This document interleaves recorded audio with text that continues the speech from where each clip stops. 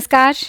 श्रीमद् वाल्मीकि रामायण अखंड पाठ में आज मैं पढ़ने जा रही हूँ सप्तत्रिंशः सर्ग, यानी कि किष्किंधा कांड से 37वां सर्ग।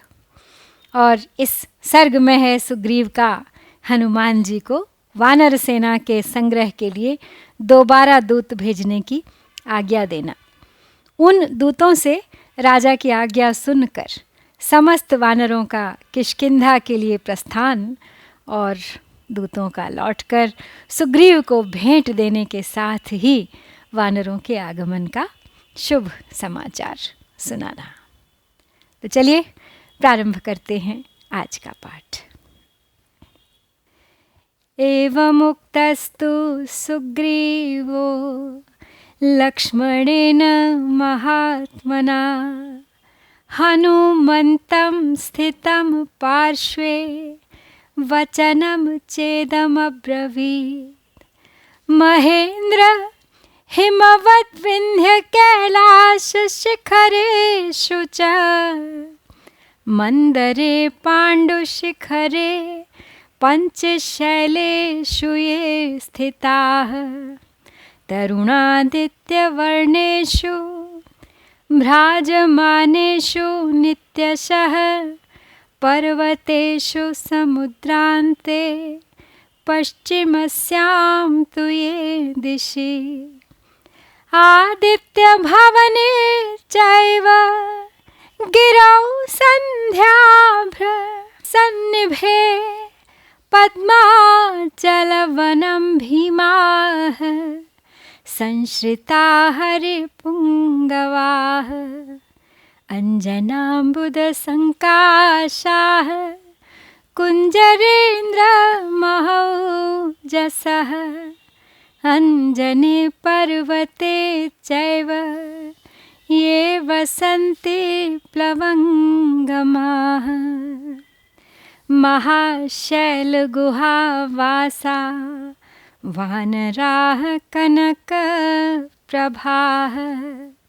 मेरुपार्श्वगताश्चैव ये च धूम्रगिरिं श्रिताः तरुणादित्यवर्णाश्च पर्वते ये महारुणे पिबन्तो मधुमेरेयं भीमवेगाः प्लवङ्गमाः वनेषु च सुरम्येषु सुगन्धिषु महत्सु च तापसाश्रमरम्येषु वनान्तेषु समन्ततः तांस्त्वमानय क्षिप्रं पृथिव्यां सर्ववानरान्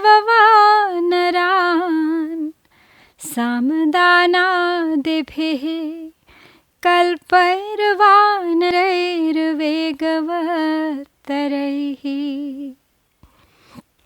महेंद्र, हिमवान, विंध्य, कैलाश तथा श्वेत शिखर वाले मंदराचल, इन 5 पर्वतों के शिखरों पर जो श्रेष्ठ वानर रहते हैं, पश्चिम दिशा में समुद्र के परवर्ती तट पर प्रातःकालिक सूर्य के समान कांतिमान और नित्य प्रकाशमान पर्वतों पर जिन वानरों का निवास है, भगवान सूर्य के निवास स्थान तथा संध्याकालिक मेघ समूह के समान अरुण वर्ण वाले उदयाचल एवं अस्ताचल पर जो वानर वास करते हैं, पद्माचलवर्ती वन का आश्रय लेकर जो भयानक पराक्रमी वानर शिरोमणि निवास करते हैं, अंजन पर्वत पर जो काजल और मेघ के समान काले तथा गजराज के समान महाबली वानर रहते हैं, बड़े बड़े पर्वतों की गुफाओं में निवास करने वाले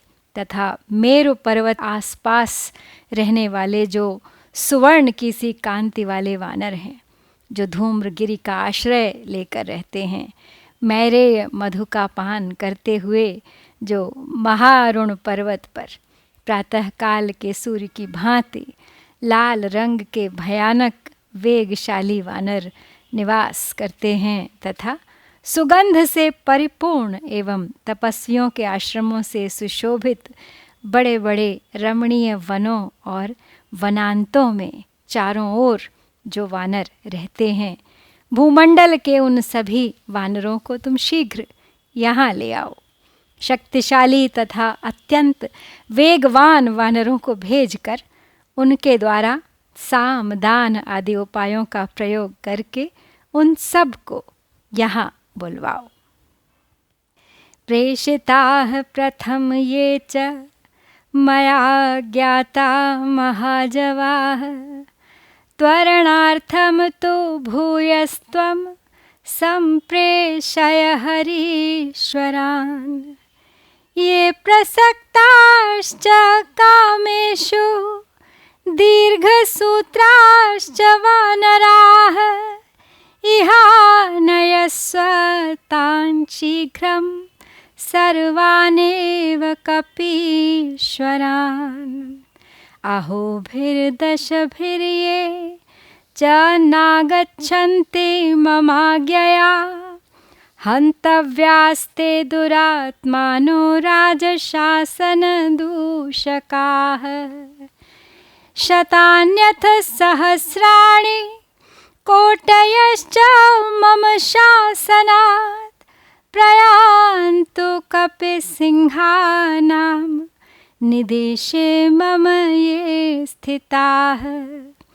मेघपर्वतसङ्काशाच्छादयन्तैवाम्बरं घोररूपाः कपिश्रेष्ठा यान्तु मच्छासनादितः।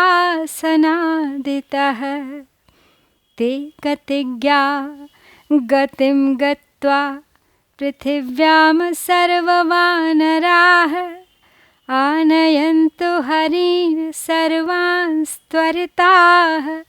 शासनान् मम।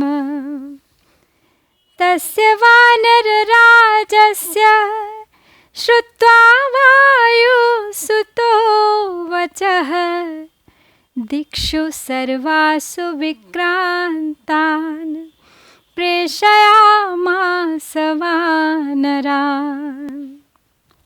तो सुग्रीव हनुमान जी से आगे कहते हैं कि मेरी आज्ञा से पहले जो महान वेगशाली वानर भेजे गए हैं उनको जल्दी करने के लिए प्रेरणा देने के निमित्त तुम पुनः दूसरे श्रेष्ठ वानरों को भेजो।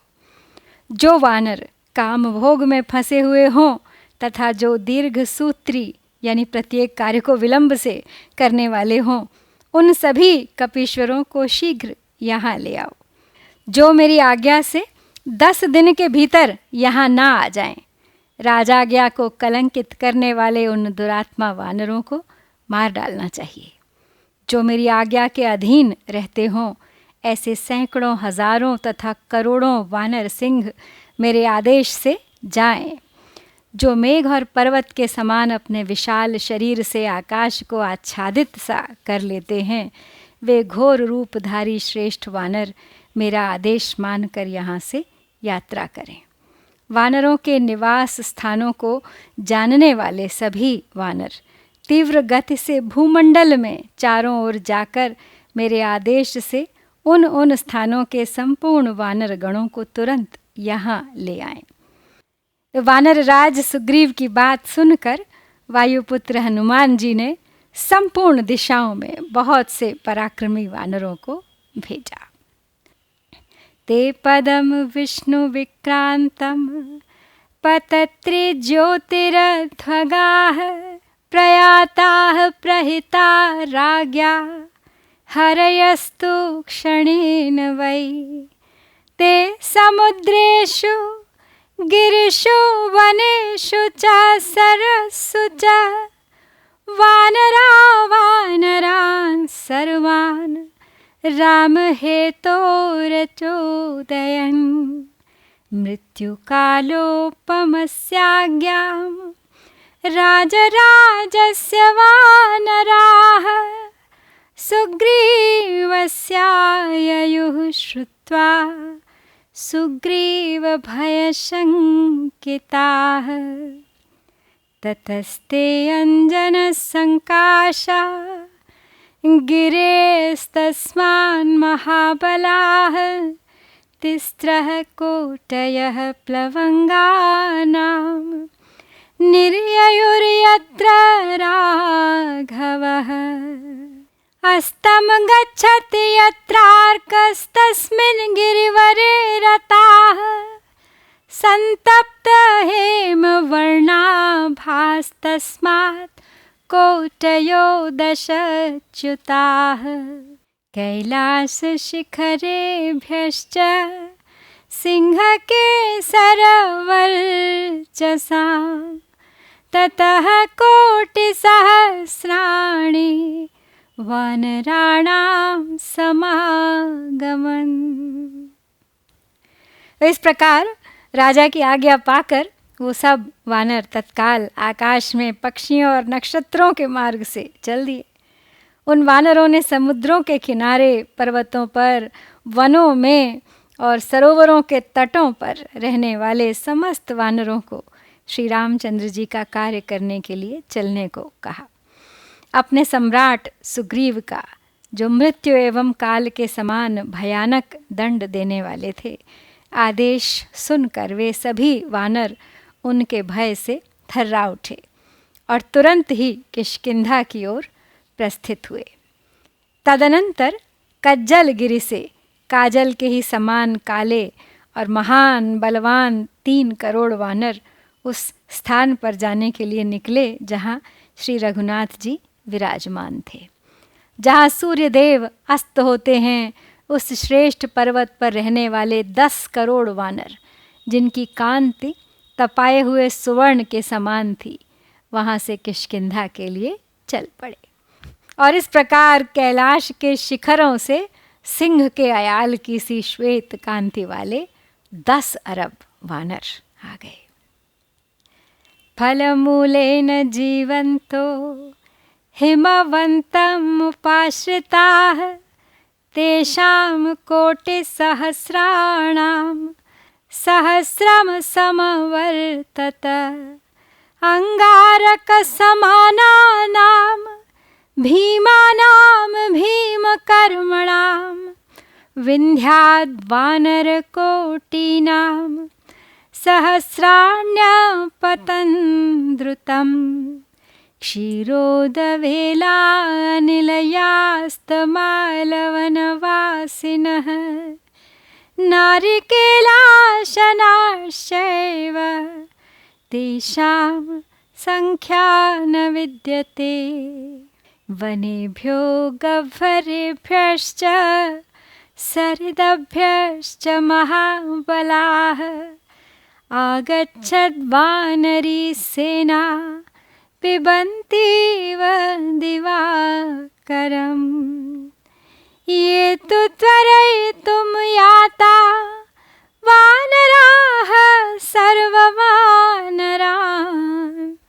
ते वीरा हिमवच्छैले ददृशुस्तं महाद्रुमम् तस्मिन् गिरिवरे पुण्ये यज्ञो माहेश्वरः पुरा सर्वदेवमनस्तोषो बभूव सुमनोरमः अन्ननिस्यन्दजातानि मूलानि च फलानि च अमृतस्वादुकल्पानि ददृशुस्तत्र वानराः तदन्नसम्भवं दिव्यं फलमूलं मनोहरं यः कश्चित् सकृदश्नाति मासं भवति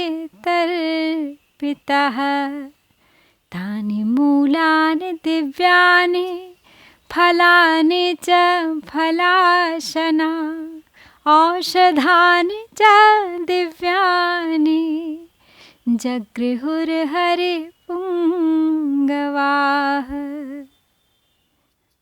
तो इस प्रकार सहस्रों की संख्या में वानर पधारने लगे। जो हिमालय पर रहकर फल फूल से जीवन निर्वाह करते थे, वो वानर भी एक नील की संख्या में वहाँ आ गए।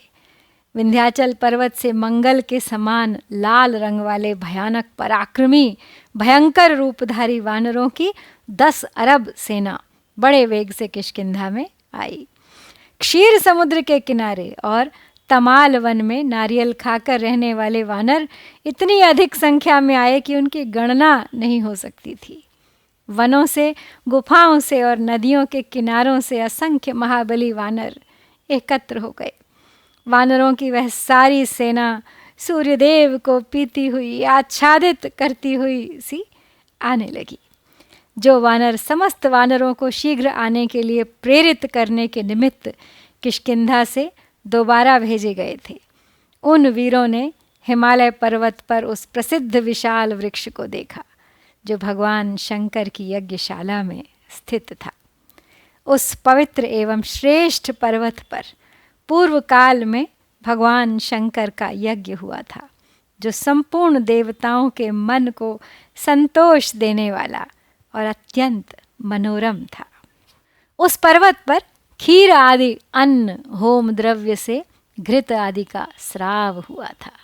उससे वहाँ अमृत के समान स्वादिष्ट फल और मूल उत्पन्न हुए थे। उन फलों को उन वानरों ने देखा और इस प्रकार होम द्रव्य के अन्न से उत्पन्न हुए उस दिव्य एवं मनोहर फल मूल को जो कोई एक बार खा लेता था, वो 1 मास तक उससे तृप्त बना रहता था। तो फलाहार करने वाले उन वानर शिरोमणियों ने उन दिव्य फल मूलों और दिव्य औषधों को अपने साथ ले लिया। तस्माच्च यज्ञायतनात् पुष्पाणि सुरभीणि च आनिन्युर्वानरा गत्वा सुग्रीवप्रियकारणात् ते तु सर्वे हरिवराः पृथिव्यां सर्ववानरान् सञ्चोदयित्वा त्वरितं जग्मुरग्रतः ते तु तेन मुहूर्तेन कपयः शीघ्रचारिणः किष्किन्धां त्वरया प्राप्ताः सुग्रीवो यत्र वानरः ते गृहीत्वा औषधीः सर्वाः फलमूलं च वानराः तं प्रतिग्राहयामासु वचनं चेदमब्रुवन् सर्वे परिसृताः शैलाः सरितश्च वनानि च पृथिव्यां वानराः सर्वे शासनादुपायन्ति ते। एवं श्रुत्वा ततो हृष्टः सुग्रीवः प्लवगाधिपः प्रतिजग्राह च प्रीतस्तेषां सर्वं उपायनम्।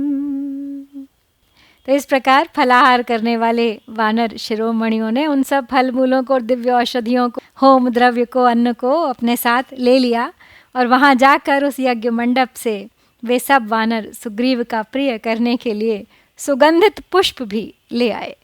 वे समस्त श्रेष्ठ वानर भूमंडल के संपूर्ण वानरों को तुरंत चलने का आदेश देकर उनके यूथों के पहुँचने के पहले ही सुग्रीव के पास आ गए। वे शीघ्रगामी वानर उसी मुहूर्त में चलकर बड़ी उतावली के साथ किष्किंधापुरी में, जहाँ वानर राज सुग्रीव थे, जा पहुँचे। उस समय औषधियों और फल मूलों को लेकर उन वानरों ने सुग्रीव की सेवा में अर्पित कर दिया और इस प्रकार बोले, महाराज, हम लोग सभी पर्वतों, नदियों और वनों में घूम आए। भूमंडल के समस्त वानर आपकी आज्ञा से यहाँ आ रहे हैं। यह सुनकर वानरराज सुग्रीव को बड़ी प्रसन्नता हुई। उन्होंने उनकी दी हुई सारी भेंट सामग्री सानंद ग्रहण कर ली। तो इस प्रकार श्री वाल्मीकि निर्मित आर्ष रामायण आदि काव्य के किष्किंधा कांड में 37वां सर्ग पूर्ण होता है। इत्यार्षे श्रीमद् रामायणे वाल्मीकिये आदिकाव्ये किष्किन्धाकाण्डे सप्तत्रिंशः सर्गः। ॐ श्री सीतारामचन्द्राभ्यां नमः।